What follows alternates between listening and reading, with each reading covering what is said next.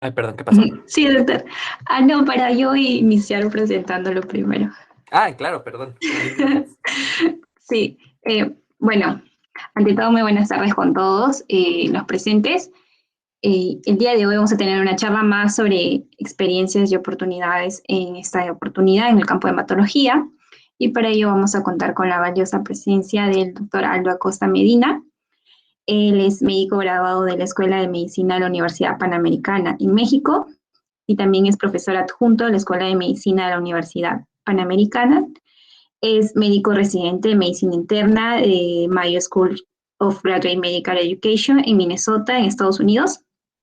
También tiene un Research Training en Division of Hematology en Mayo Clinic, Rochester, y tiene múltiples artículos presentados y publicados en el área de hematología. Doctor, muchísimas gracias por estar el día de hoy con nosotros y esperamos aprovechar muchísimo su charla, que sé que va a ser genial. Ya podría iniciar, doctor.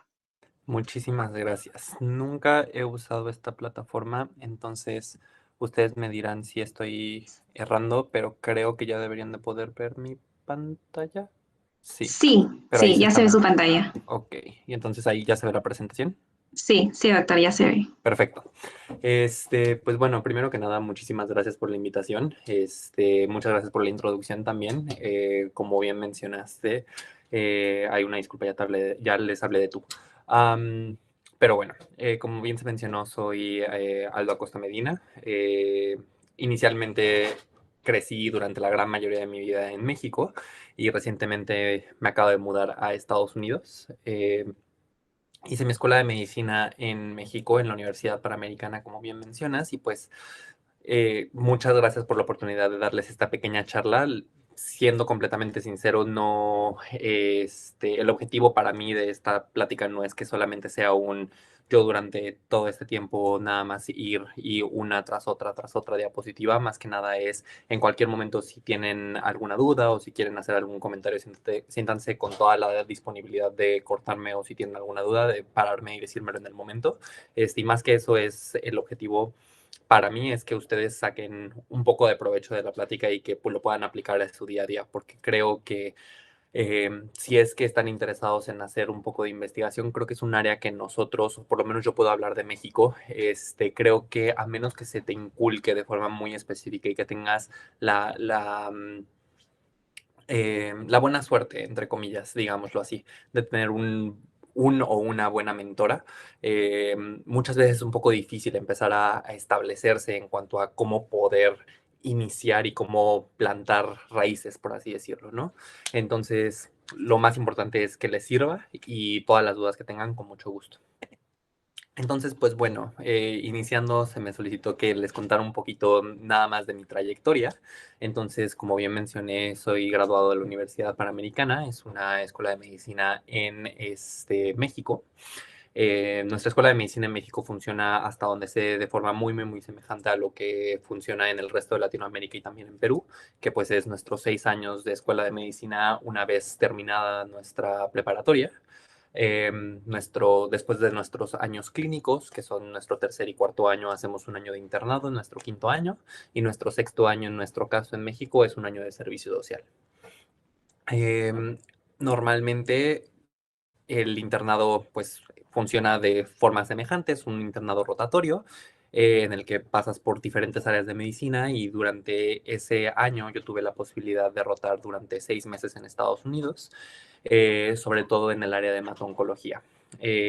Yo ya para este momento había tenido la gran, gran, gran suerte de conocer a una de mis mentoras más importantes, la doctora Cristian Burlón, en mi rotación de hematología y descubrí que me gustaba el área de hematología de forma clínica y empecé a trabajar un poco en algunos estudios con ella, cosas retrospectivas, análisis pequeños, pero que me empezaron a dar un poquito de pie a que sí me interesaba el área. Eh, y una vez que pude tener mis 6 meses de rotación en áreas hemato-oncológicas, verdaderamente afiancé el hecho que definitivamente quería hacer medicina interna por una parte y que después de eso el camino al que posiblemente me iba a dirigir iba a ser el área de hemato-oncología. Una vez que terminé mi internado, tuve la posibilidad de, durante ese año de servicio social en México, existe la posibilidad de aplicar ya sea a que tu año completo sea en un entorno rural, funcionando como médico de cabecera para una comunidad.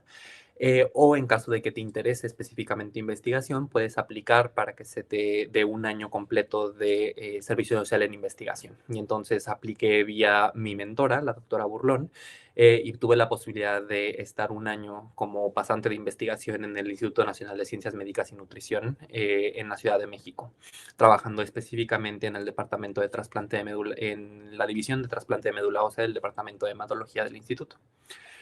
Durante ese año estuve trabajando en algunos protocolos adicionales con ella y con algunos otros doctores dentro del instituto y tuve la posibilidad de volver a hacer conexión con uno de los doctores con los cuales yo había rotado en uno de mis 6 meses de rotación durante mi quinto año, aquí en la clínica Mayo, ¿no?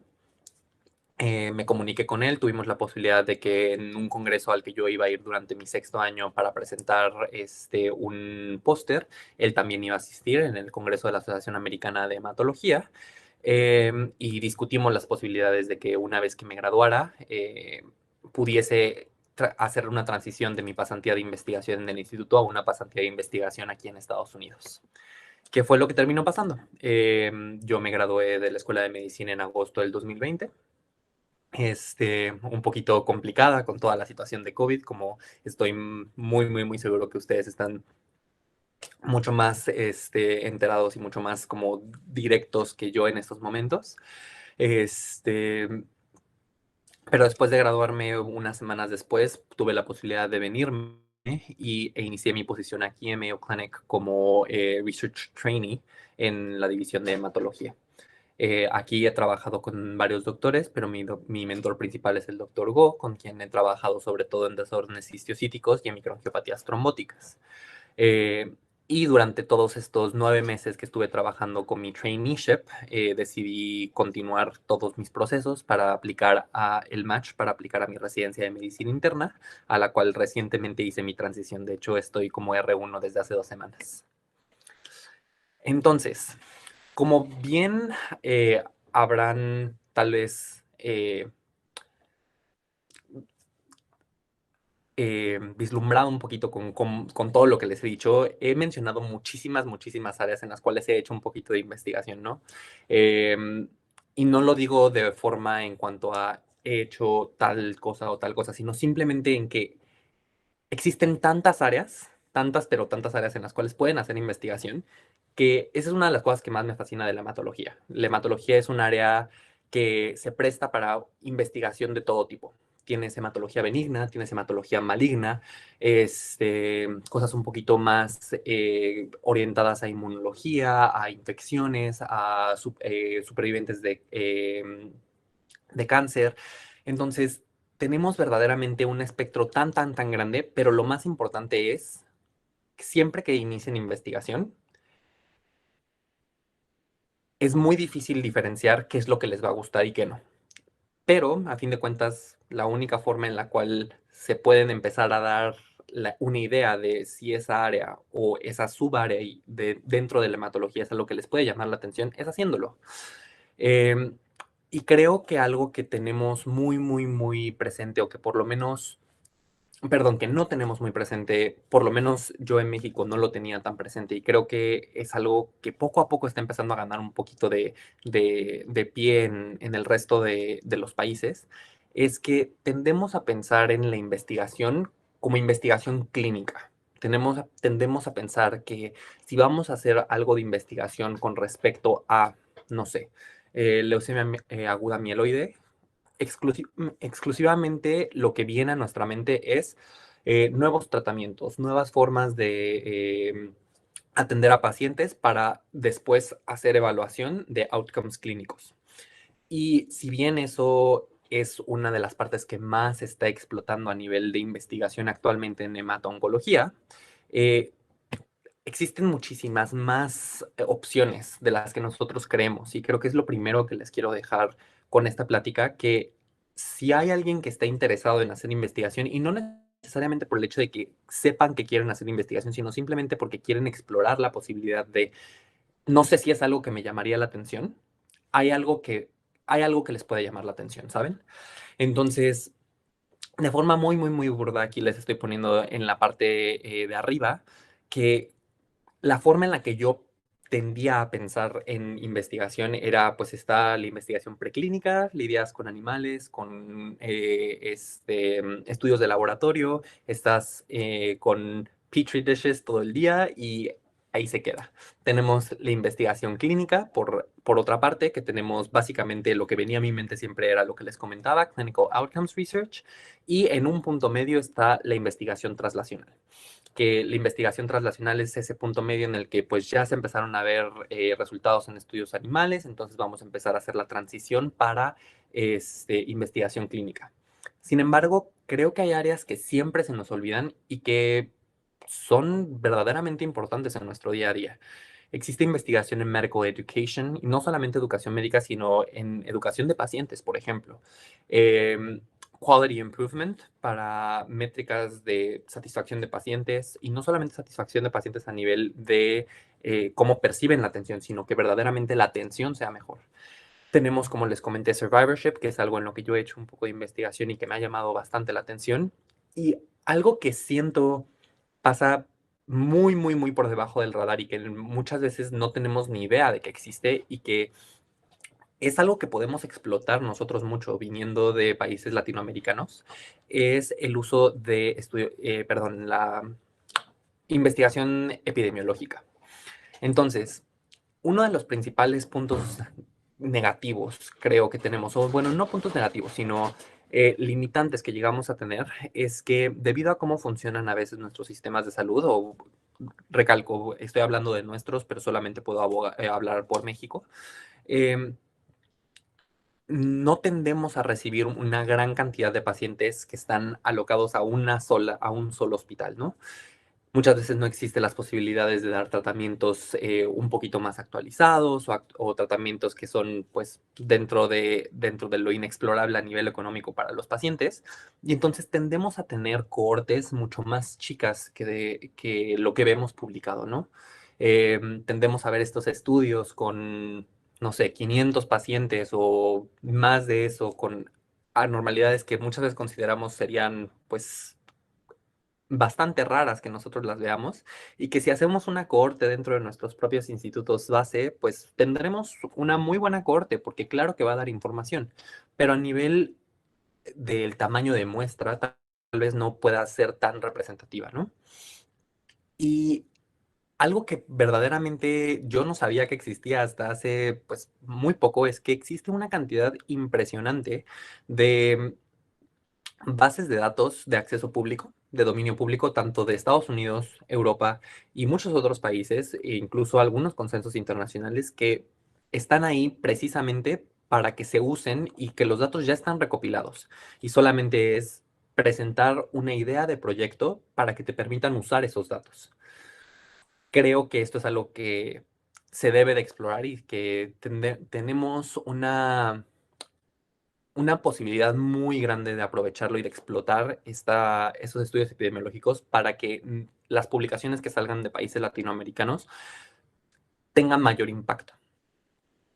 Y entonces, sabiendo que existen tantas opciones de investigación, que existen tantas áreas en las cuales pueden hacer investigación, incluso dentro de la hematología, ¿cómo empezar? Y entonces, lo que les comentaba. El primer punto es, para mí, determinar qué es lo que les interesa. Si les interesa más investigación preclínica, si les interesa más la investigación clínica, y si es dentro de la investigación clínica, cuál de todas estas áreas de la investigación clínica.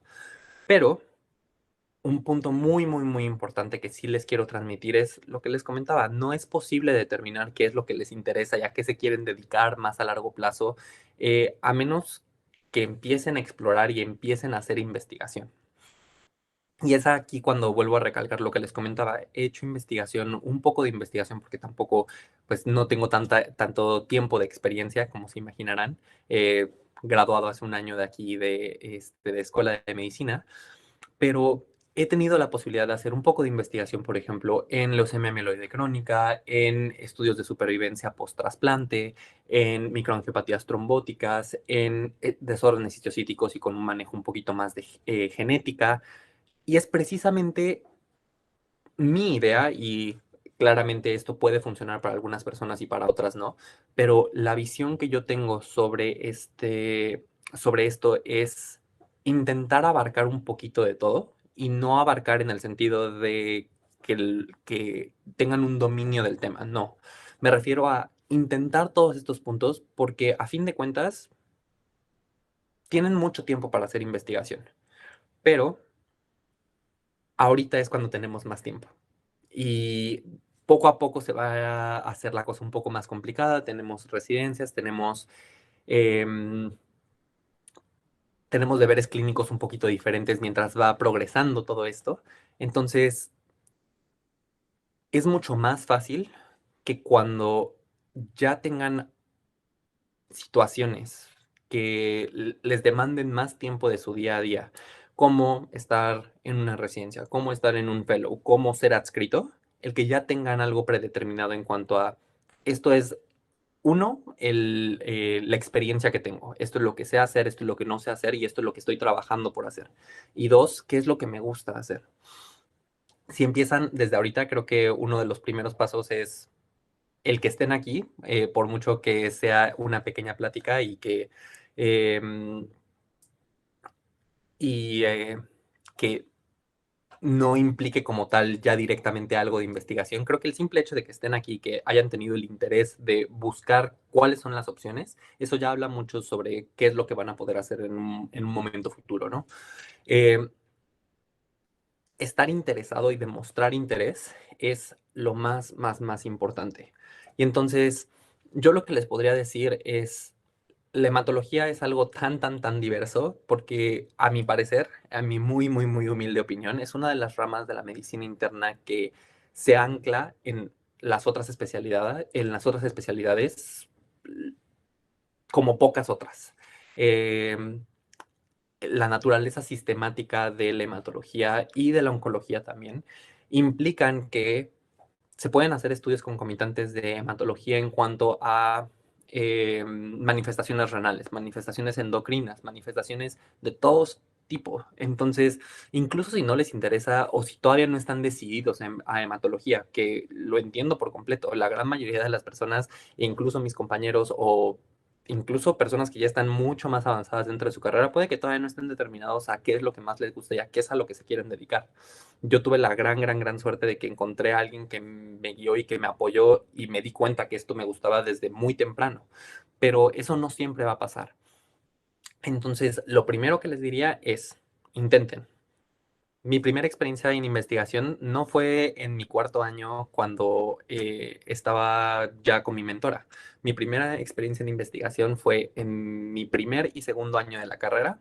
Intenté buscar algo en investigación preclínica dentro de mi universidad.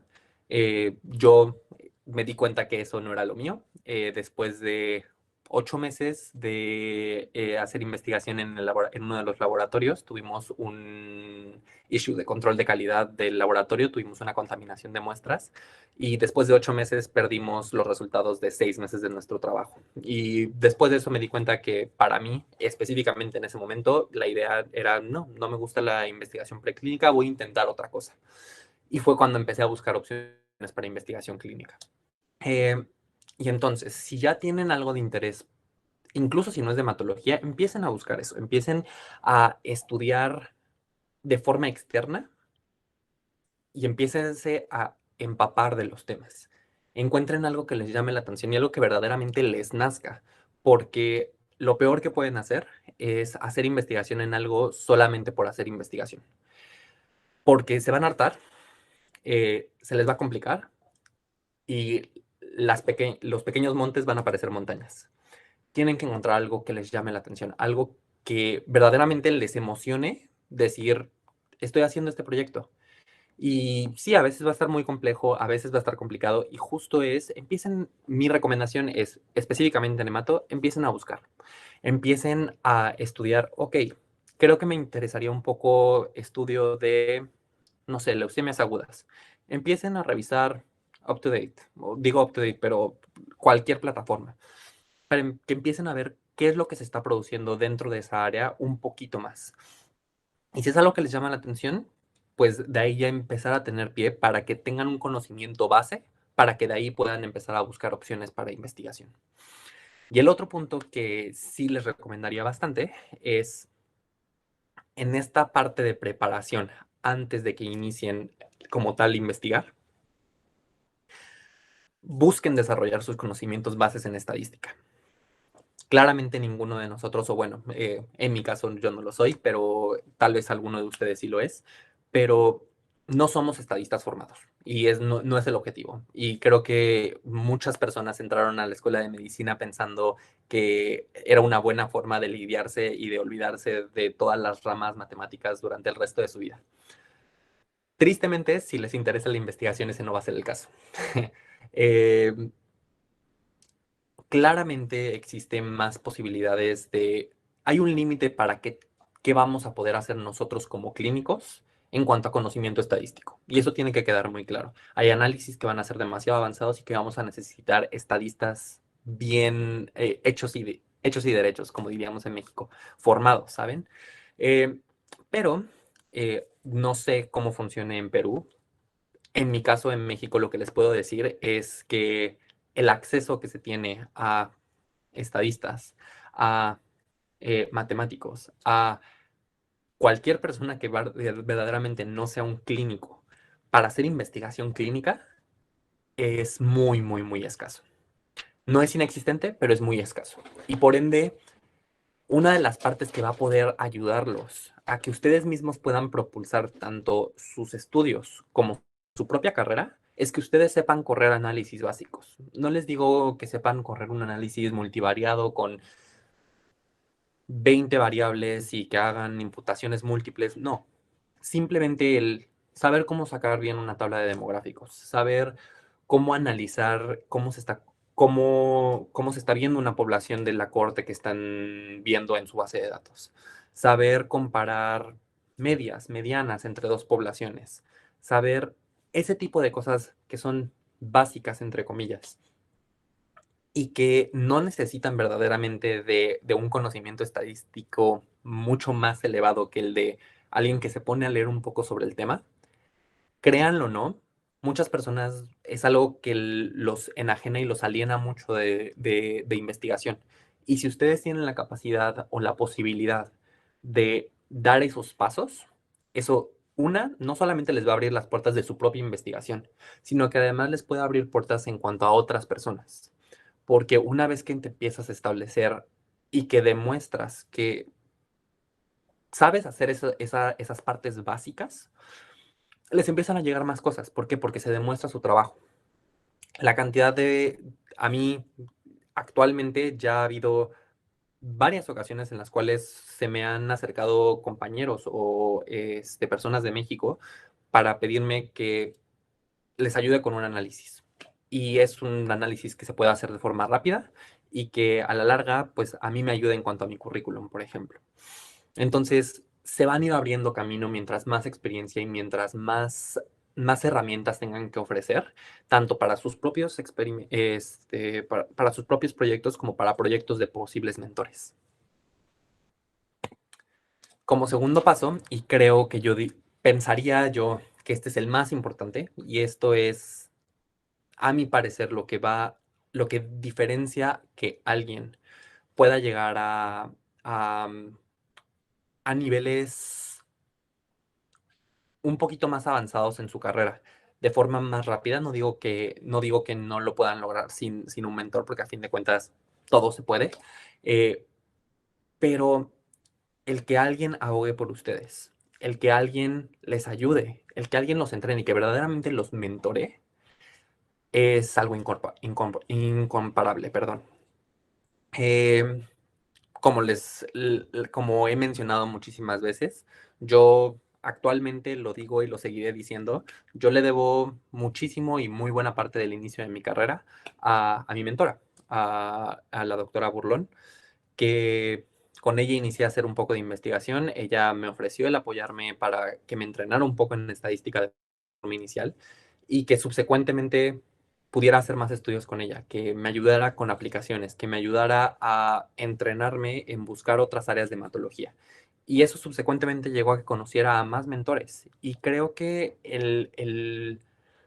el punto principal de esto es, un mentor es alguien que guía y alguien que no inherentemente quiere establecer su propia historia dentro de la otra persona. El punto de un mentor es alguien que los pueda ayudar a identificar qué es lo que ustedes quieren hacer.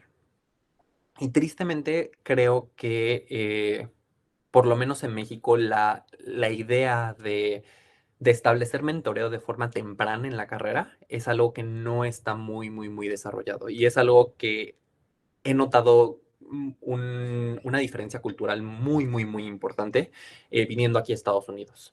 Eh, Cada lugar tendrá sus pros y sus contras, como cualquier otra cosa en tanto sistema de salud y otras cosas y otros puntos. Pero una de las cosas que más he notado y que creo que es uno de los factores que más impulsa el que haya tanta investigación en países como este es esa, ese preestablecido de que se tiene que establecer mentoreo de forma muy, muy, muy temprana, incluyendo los primeros años de la carrera. Creo que es algo que no tenemos tan presente y que nunca se nos, o por lo menos a mí nunca se me dijo en la escuela de medicina, te quiero, quiero que conozcas, te quiero conectar a esta persona o a esta otra persona para ver que si quieres empezar a desarrollar algo de investigación. Y entonces, si no existe un sistema ya preestablecido dentro de todos los sistemas donde ustedes estén, sea escuela de medicina, sea el hospital donde estén rotando, si es que no existe algo predeterminado y ustedes están en esa búsqueda de un mentor o mentora, eh, esto les diré es una ciencia en sí misma. Eh, Personalmente, algo que se tiene que recalcar es un mentor nunca es suficiente. Se necesita el objetivo final es llegar a tener una red de mentoreo y que poco a poco se vaya desarrollando, porque va a haber mentores que les van a poder ayudar mucho a nivel clínico, otros mentores que los van a poder ayudar mucho a nivel estadístico, a nivel de escritura de artículos, a nivel de otras cosas, e incluso habrá mentores que terminen siendo mentores más a nivel personal. Específicamente de lo que les puedo hablar a nivel investigación, el establecer un mentor de investigación, la forma en la que yo se los he recomendado a las personas a las que les he dado clase, porque como se mencionó al inicio, soy profesor en mi universidad, es PubMed. Habrá muchísimas cosas y tal vez habrá otras formas mejores de hacerlo. Cuando encuentre alguna de esas formas o cuando alguien me la haga saber, las comunicaré. Pero por lo menos hasta ahorita la forma más didáctica y más directa de encontrar posibles mentores ha sido vía PubMed para mí. Y cuando digo vía PubMed, literalmente es ponerse a buscar personas. Una de las formas más viables de encontrar personas que estén interesadas en hacer investigación, porque creo que uno de los principales, una de los principales hurdles, perdón, limitantes que nos encontramos en países como los nuestros es que la investigación no es algo que se haga tan frecuentemente, no es el basal de la gran mayoría de los clínicos. Claro, habrá clínicos que lo hacen y habrá investigadores específicamente dentro de las áreas biomédicas que lo hacen, pero a menos que nos vayamos a institutos nacionales o a hospitales, entre comillas, digamos, de renombre, pero no sé si ese es el término apropiado, no es muy común que los doctores o que los clínicos hagan investigación. Entrando a la escuela de medicina, la forma en la que yo pensaba era, voy a entrar, voy a hacer mis 6 años de escuela de medicina, después voy a hacer mi especialidad y me voy a dedicar a ver pacientes. Y nunca en toda esa mezcla, nunca vino a mí el hacer investigación. ¿Por qué? Porque no es algo tan persistente. Y entonces, ¿cómo encontrar un mentor que nos apoye y con quien podamos aprender a desarrollar todas estas áreas de investigación si esa persona no hace investigación en sí misma, ¿no? Entonces, la recomendación que yo doy es empiecen a buscar publicaciones que vengan en su caso, Perú, en mi caso era México, y buscar personas que dentro de áreas que a mí me interesen, que ya vimos el primer paso que era determinar intereses, a mí me puse a investigar y lo que a mí me gustó y lo que a mí me encantó fue eh, mejoría de calidad de vida posterior a quimioterapia a dosis altas. ¿Quién está haciendo quién está publicando cosas de supervivientes de cáncer. Ok, ¿hay revistas nacionales? ¿Sí o no? Si hay revistas nacionales, ¿quién está publicando en esas revistas nacionales? No hay revistas nacionales. Ok, ¿quién está publicando en las revistas internacionales? Y pues ahí una disculpa, caigo un poco en el estereotipo, pero la forma en la que yo lo veo es empiezo a buscar nombres que se vean latinos. Y así lo hacía en México. Y empezar a buscar si había alguien que estaba publicando dentro del área que a mí me llamaba la atención en México. Si había alguien, entonces, con que encuentres a una persona, se anota. Empezar, y algo que funciona bastante por PubMed y que por eso lo promuevo tanto en ese aspecto, es si encuentras una publicación de un autor peruano, por ejemplo, en su caso, o mexicano, empiezas a ver quiénes son sus coautores. Y dentro de los coautores empiezan a salir más publicaciones. Y se empieza a diferenciar quién es la red local que publica o que investiga dentro de ciertas áreas. Y entonces empiezan a elaborar nombres. No, no pueden fallar si no intentan. Entonces, yo lo que hacía o lo que también le sugería a muchísimas personas es empiecen a enviar correos. Correos diciendo, estoy interesado en hacer investigación, estoy interesado, interesada en hacer investigación. Esta es mi experiencia. Si no tienen experiencia, muy directamente, me encantaría empezar a hacer este currículum en investigación. Es algo que me llama la atención. Empecé a ver interés en esto, y noté que usted tiene publicaciones en esta área. Quería ver si podemos hablar. Mientras más vayan desarrollando eso, claro, habrá veces que no les contesten el mail, habrá veces que les contesten y les digan una disculpa, no tengo tiempo, o habrá veces que les digan una disculpa, necesito a alguien con más experiencia. Pero de entre todas las opciones, puede que haya alguien que les diga, nos vemos la próxima semana para discutirlo, y que ahí salga algo importante. Y finalmente, el otro punto que creo que podría ser bastante bueno es, en mi caso, tenía ya un poco plantada la idea para el momento en el que estaba en mi quinto año, que tal vez iba a buscar venirme a Estados Unidos a seguir mi carrera. Pero antes de eso no.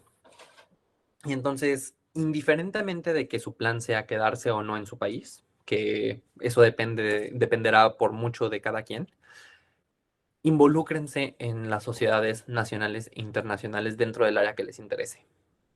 Me imagino debe haber una sociedad peruana de hematología o una sociedad latinoamericana o algo por el estilo de hematología o de oncología, si es lo que les interesa, o de lo que sea que haya, o sea, que haya interés por su parte.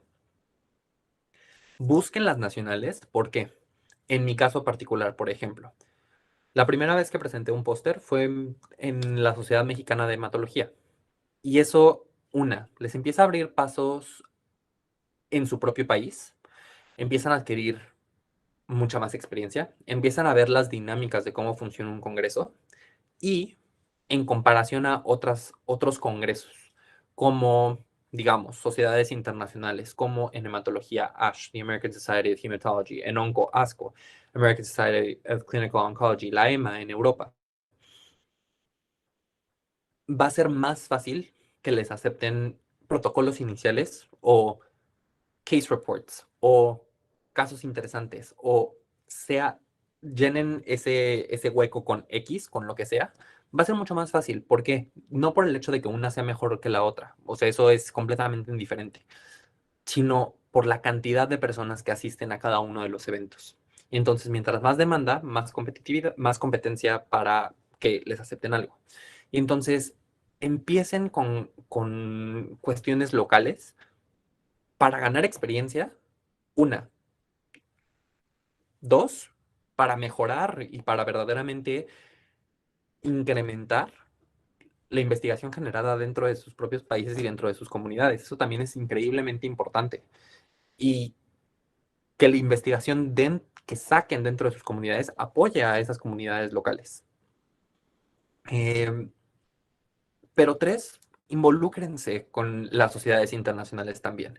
Ahorita están en un punto muy, muy, muy bueno, siendo estudiantes de medicina la mayoría, si no me equivoco, en que tanto la ASH, ASCO y EMA todas tienen posibilidades de asociarse a estas asociaciones como estudiante de medicina y también como internacionales. Y eso les puede abrir muchas puertas en cuanto a conexiones, en cuanto a crear un poco más de convivencia con posibles mentores. Em, muchísimas formas. Créanme que, pues simplemente lo que les comenté, el que yo haya terminado aquí fue que con el doctor con el que tuve la posibilidad de rotar durante un mes aquí, le pregunté y resultó que él también iba a ir a la American Society of Hematology y nos sentamos durante una hora a discutir en la ASH y fue cuando empezamos a ver las posibilidades de que yo me viniera aquí y heme aquí un año y medio después. Eh, también hay muchos programas que están dedicados específicamente al desarrollo de carrera para personas, para junior career. Entonces, estudiantes de medicina residentes, que ahí todavía me encuentro yo. Entonces, hay los recursos, solamente es buscar una, a cuáles califican y dos, cuáles les interesan, que es lo más importante, creo yo. Y el otro punto que lo menciono, y eso es completamente, pues dependerá mucho para cada quien, pero recientemente me he dado cuenta social media. Cada vez yo personalmente nunca he sido muy bueno con redes sociales, siempre me alejé mucho de ellas y nunca las desarrollé. Eh, hasta que recientemente yo me agregué a Twitter hace año y medio, nada más. Y verdaderamente por lo que me agregué fue por la comunidad de MedTwitter, de redes sociales específicamente de medicina, y que en la actualidad, dos de mis actuales mentores, uno de los mentores que me ayudó a crear mi aplicación para venirme aquí a Estados Unidos, para aplicar a mi residencia, los conocí inicialmente por social media, porque personas vieron mi perfil, porque vieron lo que estaba publicando en cuanto a que salía una nueva publicación o mandábamos un abstract o mandábamos un póster y lo ponía ahí. Y se me acercaron personas y me preguntaron cuáles son las cosas que te interesan. Y entre cadena de una a otra persona, terminé conociendo a personas que actualmente tengo una muy buena relación y que me han apoyado muchísimo. Entonces, siempre hay formas en que pueden incrementar su presencia tanto en cosas nacionales como en cosas internacionales. Y les sugeriría que intenten aprovechar lo más que se pueden. Ahorita que no que tienen más tiempo, porque entiendo, o sea, me acabo de salir hace 2 años, acabo de acabar hace año, ¿hace cuánto salí? Hace un año, literalmente. Hace un año de escuela de medicina y estando ahí yo sé que de primera mano no tenemos tiempo, pero tienen un poco más de posibilidad de maniobrar horarios. Es lo que yo diría. Entonces, aprovéchenlo y lo más importante, disfruten de lo que están haciendo, de lo que están haciendo. Otro de los puntos que se me solicitaron que mencionara es específicamente en hematología, cuáles son áreas en las cuales podría llamarles un poquito la atención hacer investigación. Cosas que ahorita están explotando dentro de la hematología que podría tal vez hacer que algún indeciso empiece a decir, bueno, tal vez la hematología es una buena opción. Y verdaderamente cuando empecé a buscar cuáles eran las opciones, como les dije al inicio de la plática, algo que me encanta de la hematología y algo que siempre he adorado de la hemato es que hay algo para todos. Está la hematología benigna de coagulación, está la hematología benigna no de coagulación, de microangiopatías trombóticas, de anemias, son condiciones premalignas como gamopatía monoclonal de significado incierto. Ya tenemos la parte maligna, tenemos trasplante de médula ósea. Es tan, pero tan amplia la especialidad que verdaderamente lo que quieran, ahorita está explotando. Eh, Literal, esto fue una búsqueda de 5 minutos en New England Journal of Medicine, artículos recientes publicados en cuanto a hematología. Y como pueden ver, existe una variedad impresionante de lo que se está publicando en un journal de tan alto impacto. Entonces, tenemos aspectos sociales que claramente más y más nos estamos dando cuenta de la relevancia que tienen en nuestra sociedad y en la atención que damos a pacientes. Eh, Y como les dije, o sea, ese punto que la investigación no tiene que ser exclusivamente de clinical outcomes, pero dentro de clinical outcomes tenemos CAR T therapy, que es el nuevo auge y el nuevo boom de la hematología, la terapia celular que está incrementando y que pues está muy cerca de cambiar los estándares de tratamiento de muchas patologías. Ya tenemos resultados en linfoma, ya se tuvo la primera aprobación para pacientes con mieloma múltiple. Tenemos la adición de nuevas terapias en las gamopatías monoclonales, en las discrasias de células plasmáticas con los nuevos anticuerpos CD30, anti-CD38. Tenemos eh, nuevas patologías incluso que están siendo descritas entre cómo se mezcla la hematología con el aspecto renal, con la gamopatía monoclonal de significancia renal. Tenemos nuevas terapias celulares como la oncolytic virotherapy, terapia viral oncolítica, que ¿verdad? Es literalmente lo que suena, modificación genética y modificación de virus para lograr infección, targeted infection a células cancerígenas como tratamiento a neoplasias, que es una rama que está un poquito más desarrollada en neoplasias sólidas, pero que cada vez se está desarrollando más en neoplasias hematológicas. Tenemos el desarrollo de las nuevas tecnologías para secuenciación genética y con la gran cantidad de información que está saliendo sobre secuenciación de siguiente generación. Tenemos el advenimiento de tal vez una era en la cual ya no se use la quimioterapia para algunas neoplasias, con el reciente artículo demostrando dasablinatumab para el tratamiento de LAL Filadelfia positivo. La primera vez que dentro de un estudio de tan en un fase, si no me equivoco, este fue un fase 2, no me acuerdo muy bien. La primera vez que como tratamiento de inducción a una leucemia aguda no se usa quimioterapia con tan buenos resultados.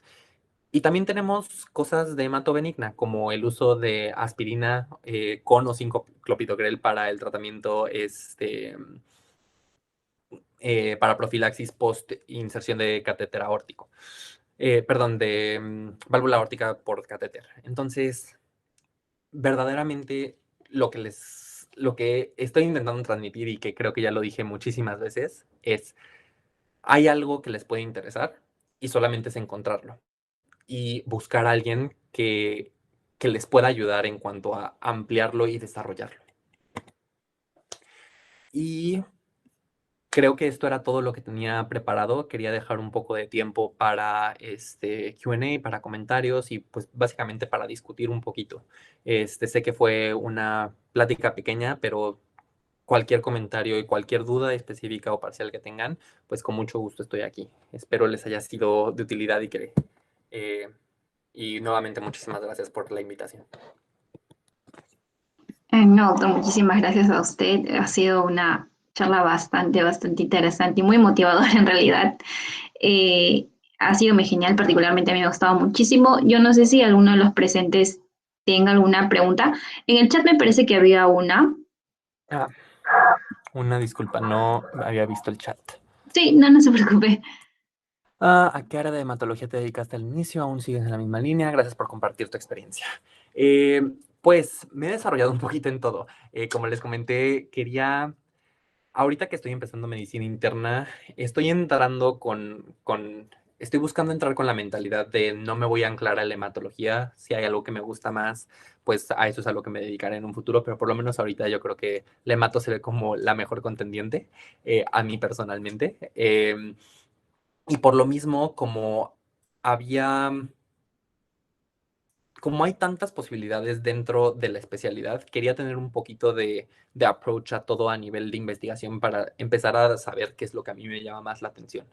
Entonces, mi primer trabajo dentro de investigación en hematología fue, de hecho, en leucemia mieloide crónica. Estudiamos junto con mi mentora y con una residente una R3 de hemato, que de hecho es colombiana, ahorita ya está en Bucaramanga. El efecto de anormalidades citogenéticas, además del cromosoma Filadelfia, como factor pronóstico en pacientes latinoamericanos con leucemia mieloide crónica. Después de eso fue cuando regresé de mis 6 meses en Estados Unidos y con mi mentora en trasplante de médula ósea empezamos a hacer un poquito más de investigación en supervivientes de trasplante de médula ósea. Entonces, survivorship, sobre todo infecciones post-trasplante. Analizamos tasas de tuberculosis latente y de reactivación de tuberculosis latente en supervivientes de trasplante de médula ósea. Después de eso, oncofertilidad. Analizamos tasas de, des- eh, disfunción ovárica y disfunción gonadal en general en hombres y mujeres posterior a quimioterapia dosis altas para trasplante de médula ósea. Y además en el aspecto clínico, un poco de leucemia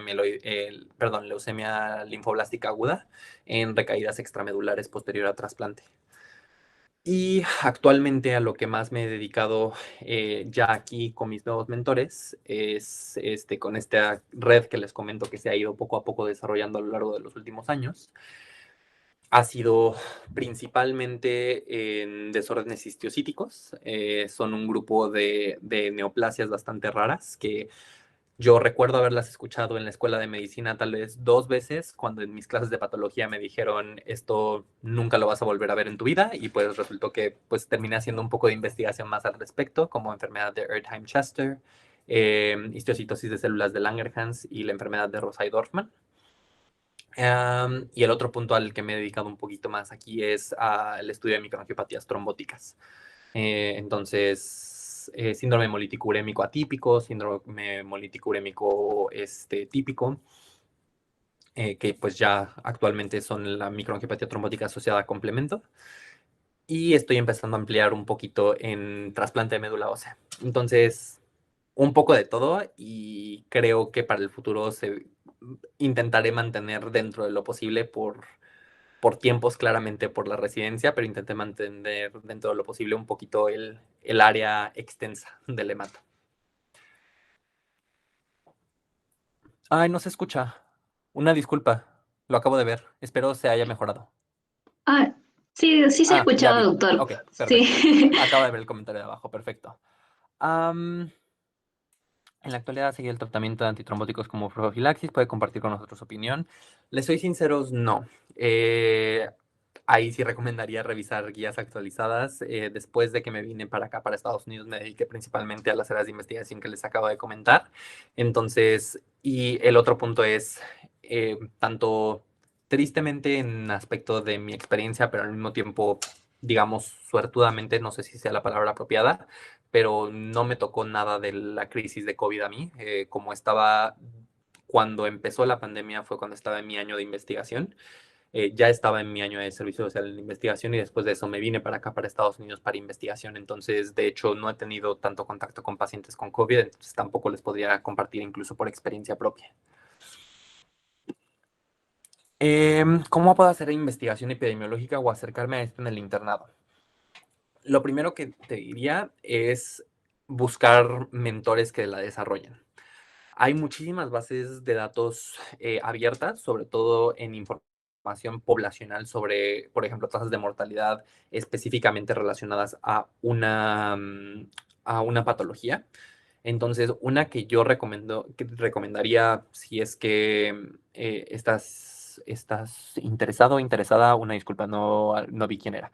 Es, por ejemplo, SEER, SEER, es una base de datos de acceso público, que está creada con datos de todos los reportes de pacientes con diagnóstico de cáncer y algunas otras cosas aquí en Estados Unidos.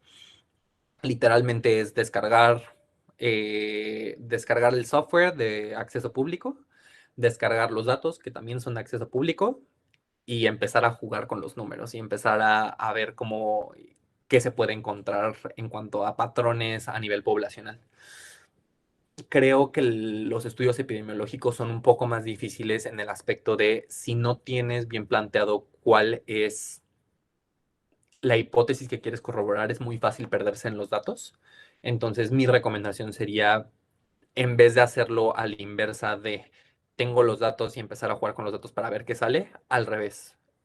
buscar un mentoreo específicamente dentro de áreas que a ustedes les llamen la atención y dentro de eso, una vez que estén un poco más familiarizados con el tema, cuáles son los huecos de información y de conocimiento que verdaderamente podríamos, que se podrían incrementar o que podemos llenar con investigación y con base en eso desarrollar qué es lo que se podría buscar.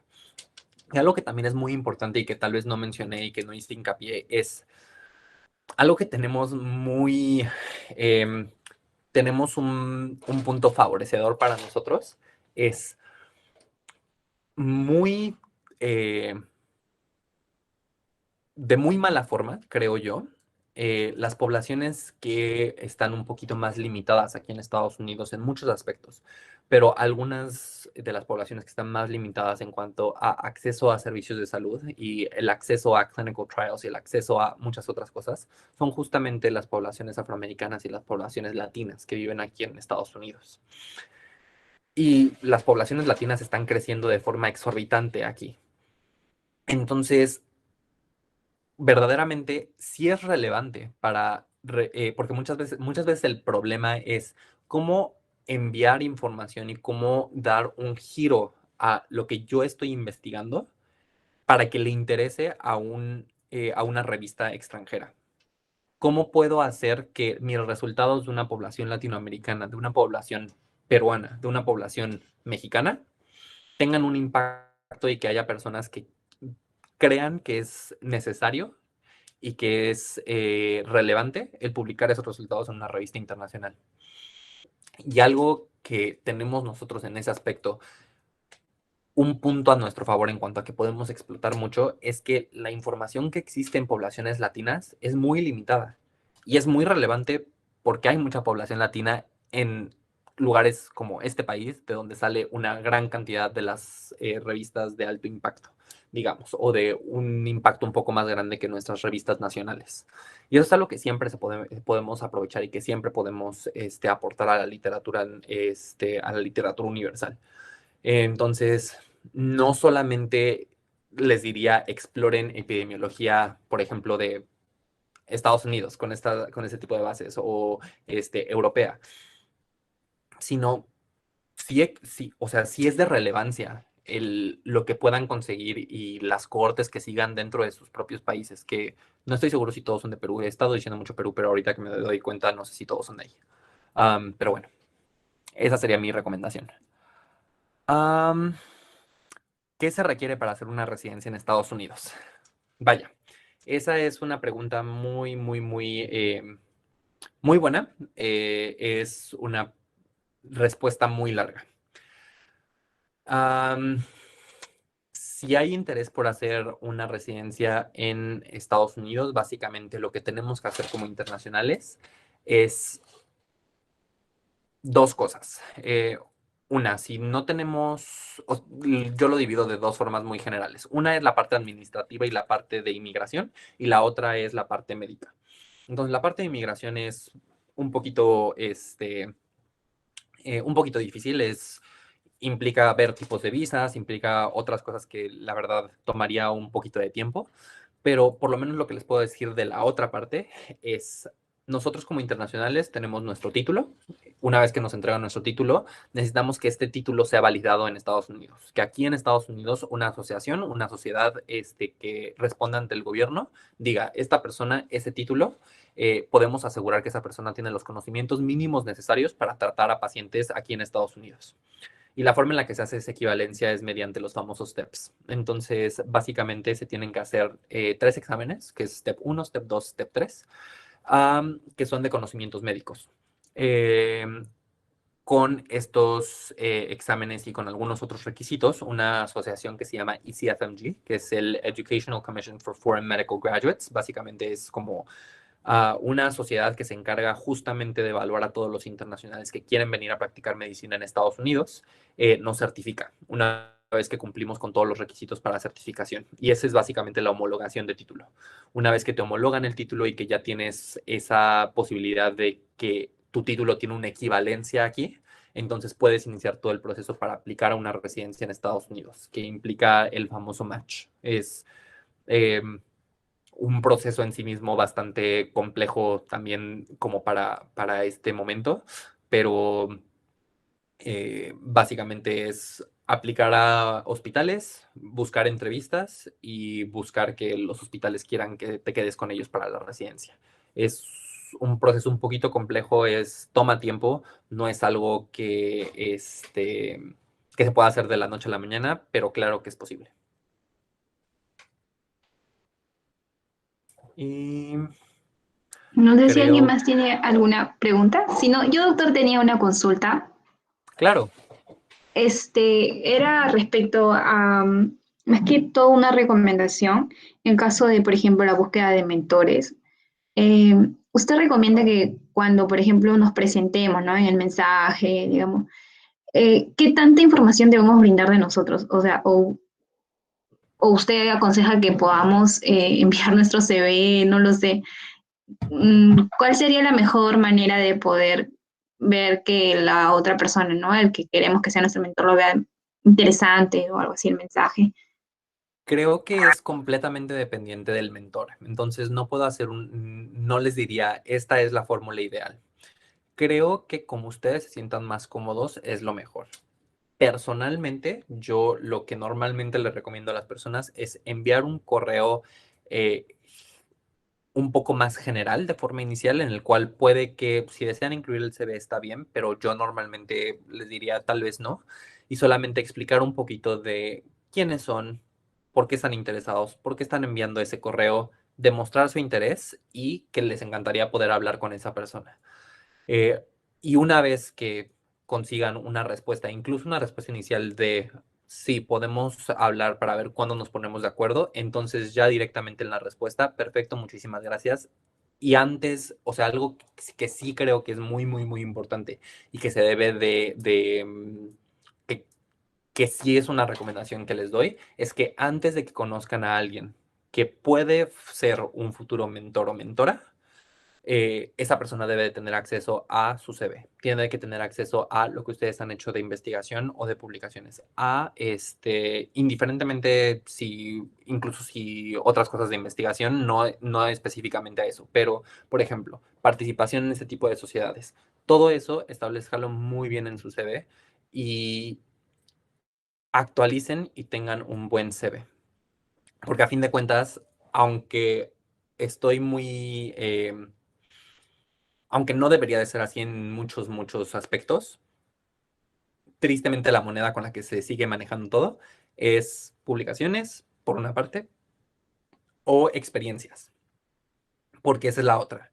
Muchas veces no tenemos publicaciones y pues cuando se está iniciando nadie va a tener publicaciones y eso es algo que tiene que quedar sentado y que todos vamos a pasar por eso y si están interesados en investigación de algún lugar se tiene que empezar, ¿no? Pero siempre se tienen experiencias. Y experiencias en investigación, experiencias en organizaciones, experiencias en etc.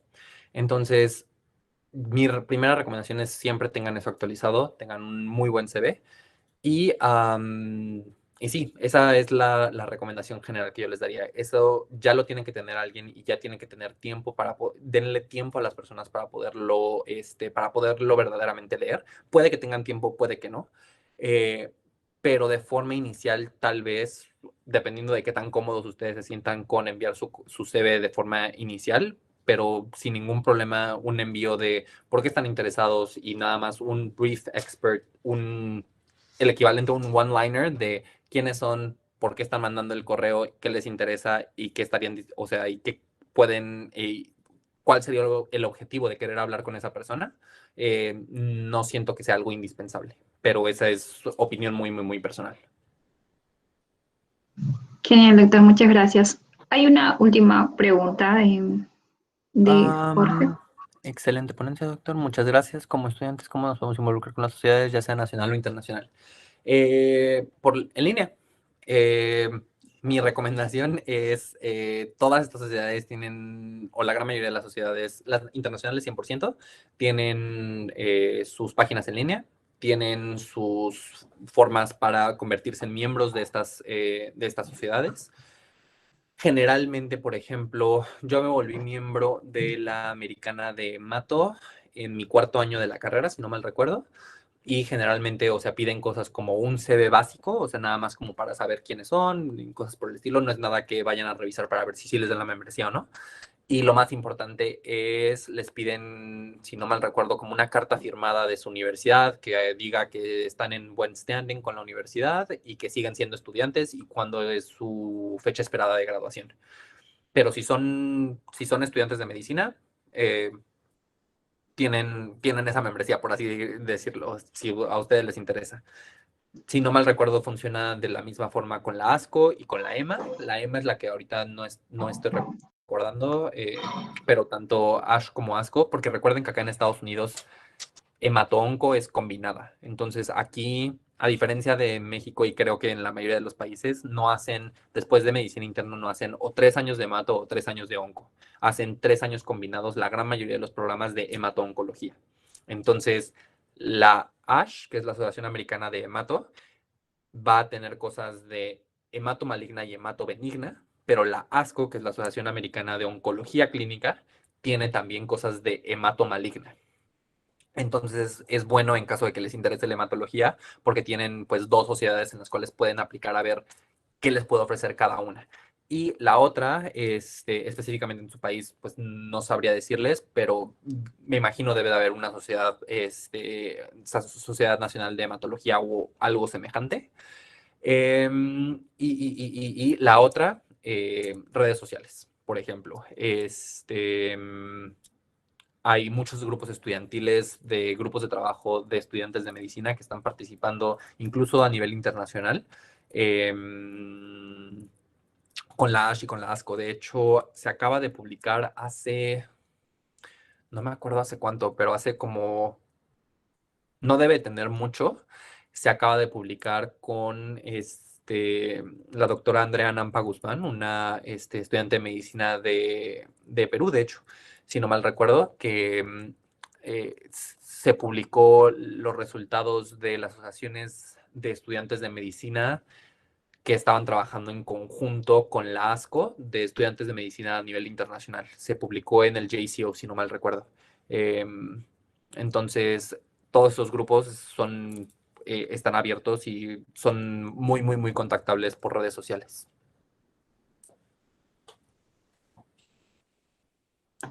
Genial, doctor, muchas gracias. Sí, de hecho, a la que acabo de mencionar he sido estudiante de mi universidad, de acá, de la Universidad Nacional Mayor de San Marcos, es una excelente persona y modelo a seguir, de verdad. Bueno, muchísimas gracias. Ya para poder culminar, quiero proyectar el certificado ya antes de irnos. Ha sido una... ¿Se logra ver? Sí, Ah, muchísimas ok. gracias. Bueno, doctor, este pequeño reconocimiento en realidad por su gran tiempo, sé que anda ajustado con los horarios y de verdad apreciamos muchísimo que haya estado más de una hora y dándonos muchos consejos, de verdad, ha sido una charla muy motivadora. Estoy segura que de los chicos que están aquí, que en realidad no solamente son de Perú, sino también de otros países.